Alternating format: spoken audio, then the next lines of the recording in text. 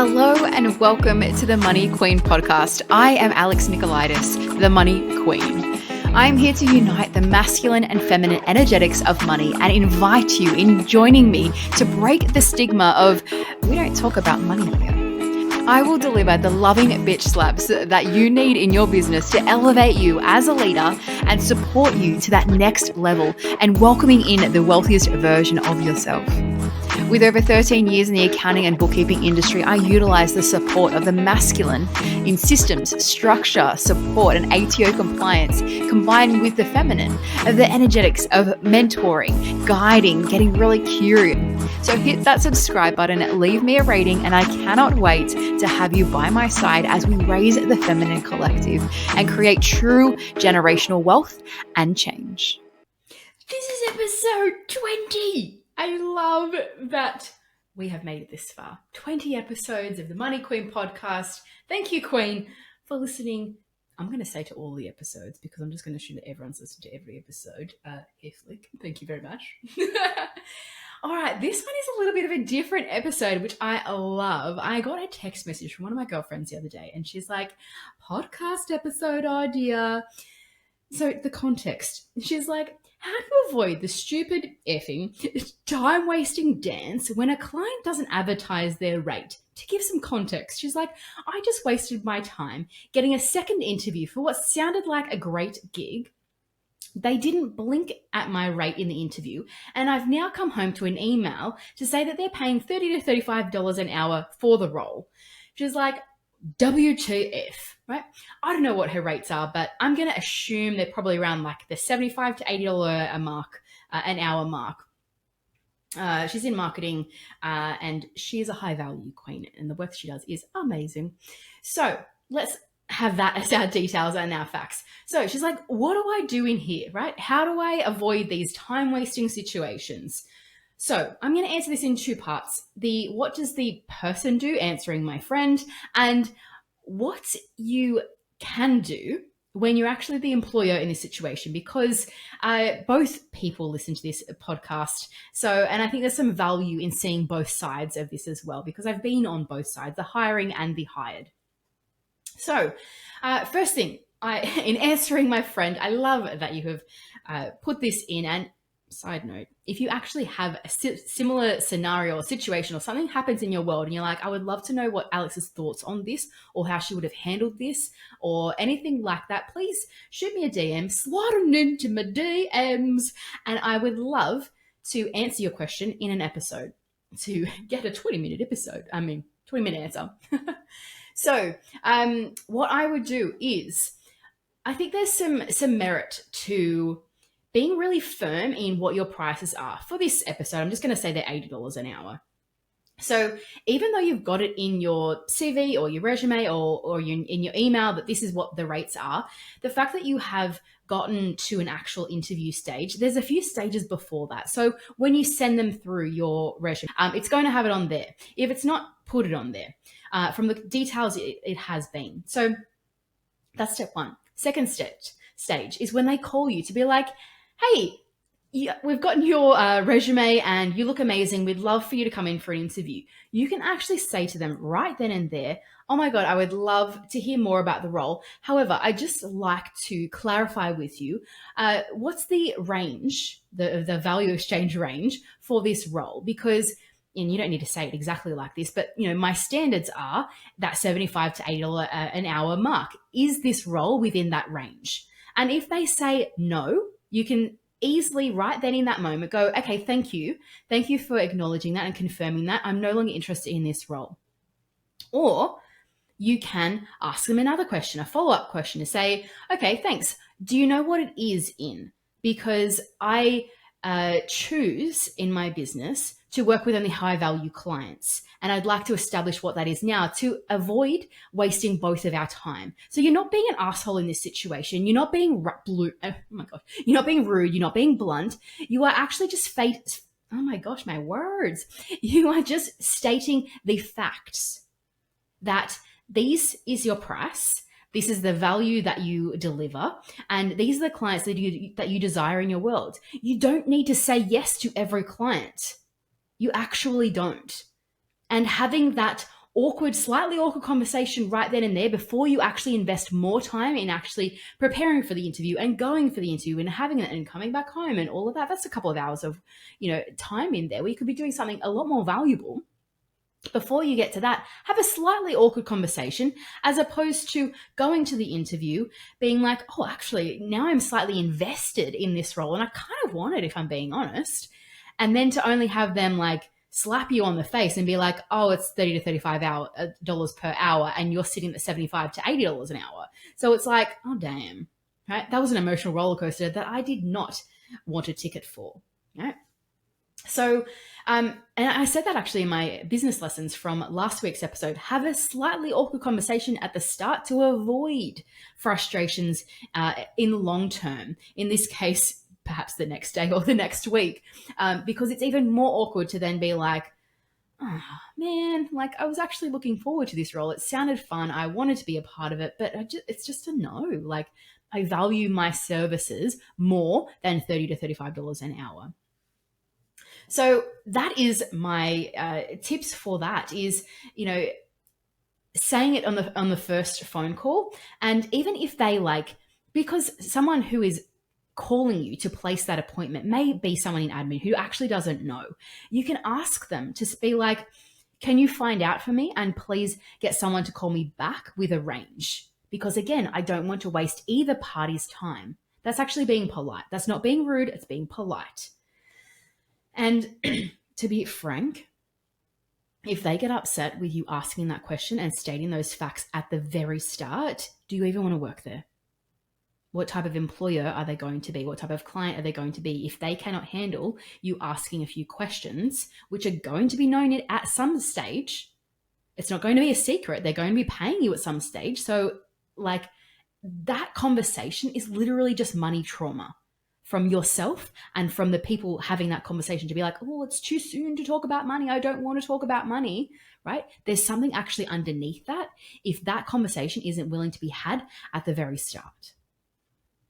And that's something that you cannot control if they're like, oh, I don't know, and won't give you that information, right? You have every right to be like, I'm not coming in for the interview unless I know that information.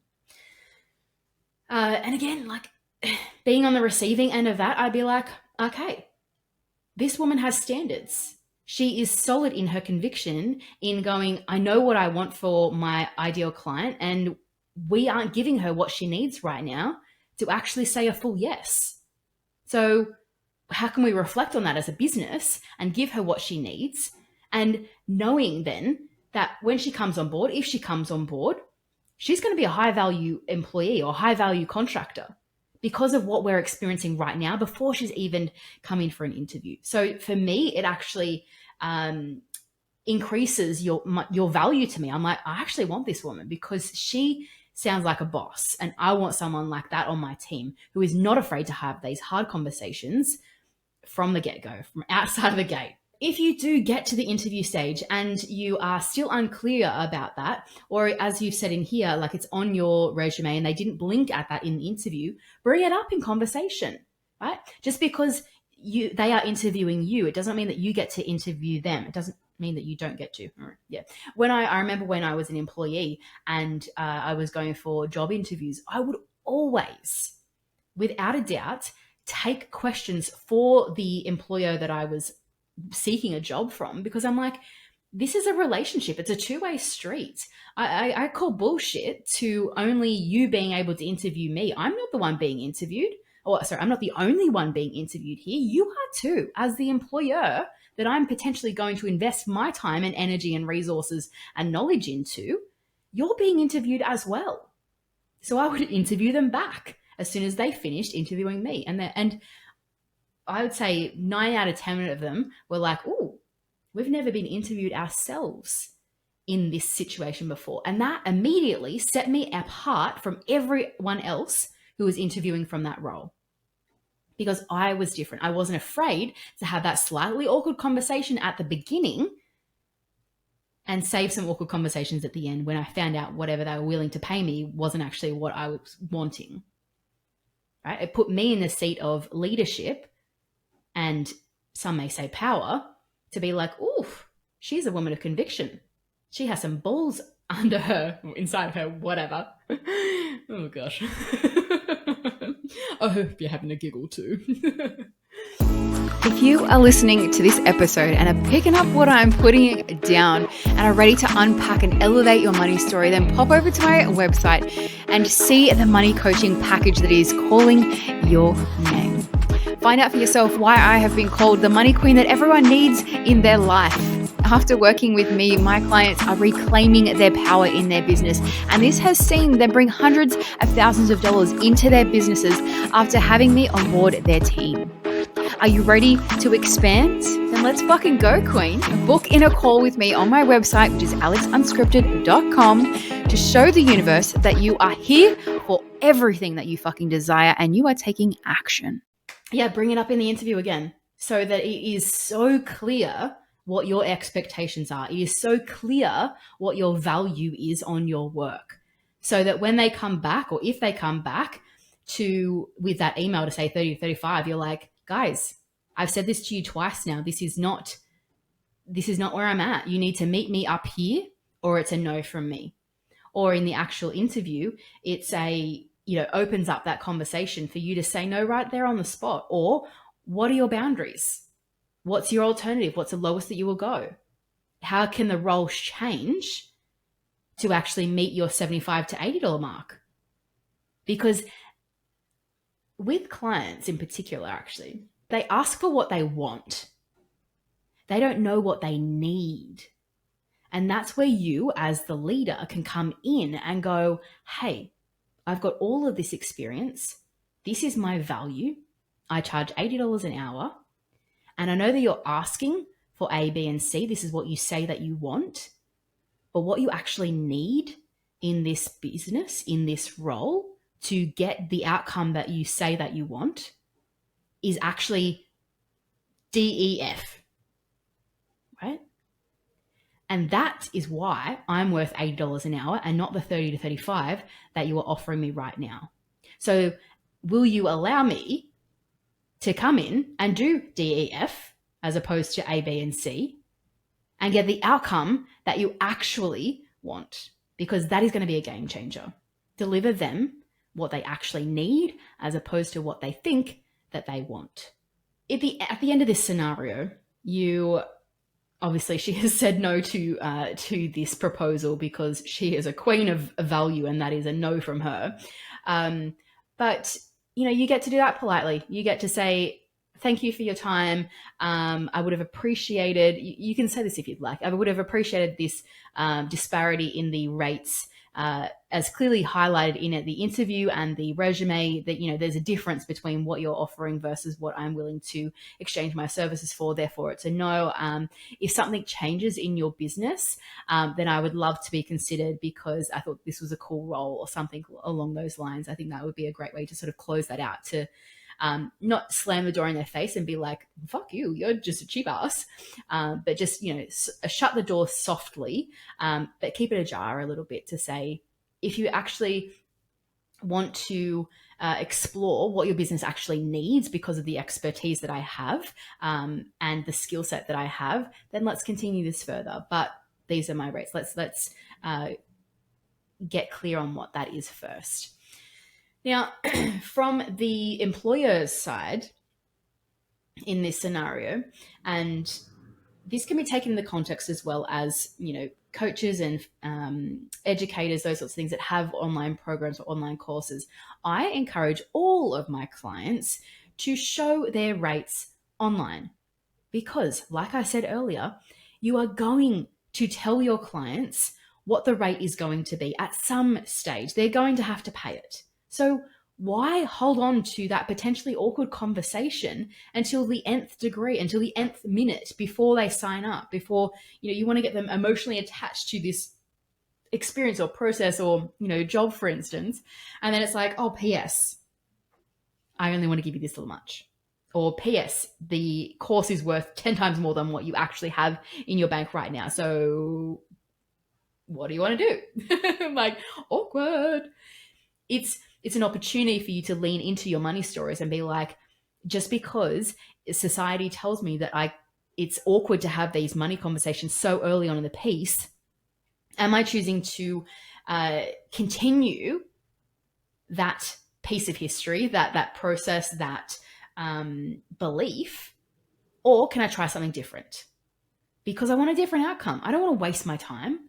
I don't want to waste my time interviewing people, because I know when I was an employer, I interviewed so many humans over my time, and it was such a drain, such a drain. So if I could dwindle those down to the people that I'm like, I'm actually excited to see this person. I want to know more about this person. I want to see them in person. I want to feel their presence. And actually, because people are so different on pen and paper compared to in person, they could be incredibly experienced on paper, but then their personality is like a fucking wet willy, which I'm not about it.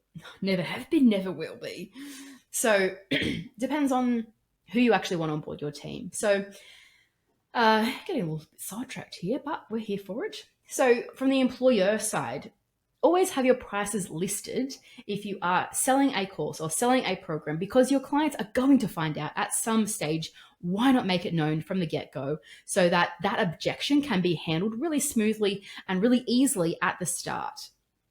And if you notice, if you turn that on, for that feature on, for instance, and then you notice a decline in your sales, for instance, bookings for a sales call, then I would challenge you to look at what additional value, or what value are you showing your clients online that is worth that dollar figure? Because there's a missing piece there, right? If you are getting less calls to book in to talk about your program once the value of it, once the dollar value is known, then something's missing, because you know you're worth that value, but are you communicating that effectively with your ideal client? The answer to that is no if you get a decline. Then on the employee-employer situation, always be straightforward with your employee, with the potential employees, about how much the role is going for. Because like I explained in the situation at the start of this episode, I believe it's common courtesy. I don't want to have my time wasted by someone who is genuinely outside of the price bracket that I can afford because of the stage of business that I'm at, or for the position that is genuinely available. And I don't want to waste their time. So how can I be actually more considerate in that? I can just say it from the get-go, put it in the job advertisement, put it in the placement where you're looking for contractors, so that it is clear. If there is a buffer there, say that. Because again, we are seeking clarity as early on as possible. If it's 30 to 35 and there is some buffer for the actual scope of the role and therefore for the value that's being exchanged in the role, say that. We don't need to live in a world where there's all these secrets when you're like trying to bring on board a contractor or bring on board a new employee. Why does the secrecy need to be there? I know for myself, I value transparency so in high regard. So if someone is being truthful to me and transparent from day one, I value that employer so much better. I value that client so much better. Because I'm like, they're a straight shooter. If a situation arises where I'm like, I don't know what's happening right now, there's some ambiguity here, then I'm like, nah, she's a straight shooter. She'll just tell me how it is. As opposed to, ooh, yeah, I don't know. I don't know if I can trust her. What's happening here? This doesn't feel right. How you start the relationship is how it will continue to play out, unless you choose differently, unless you take the lead at the start of the relationship and state your value, state your worth, and be prepared to back that up. That is my answer. I was just thinking of a name to call that. I can't think of one, but if you think of someone that's funny and catchy, let me know, let your gal know, and we can call it that from moving forward. As I said at the start, if you have a scenario like this and you're like, oof, I would love to know what Al's view on this is or what her thoughts are, please send it through to me. I would love to do another episode like this because that was kind of fun. I love that. Thank you to my friend that sent that through. Love you. Thank you, Queen, for saying yes to your yes in listening to this episode and being a part of raising the feminine collective one conversation at a time. Remember to share this episode with your business besties and join me in breaking the tabooness around having money conversations. As always, if you have enjoyed this episode, please rate, subscribe, and share this on your social media, remembering to tag me in it to help this conversation go further, which creates a bigger ripple effect.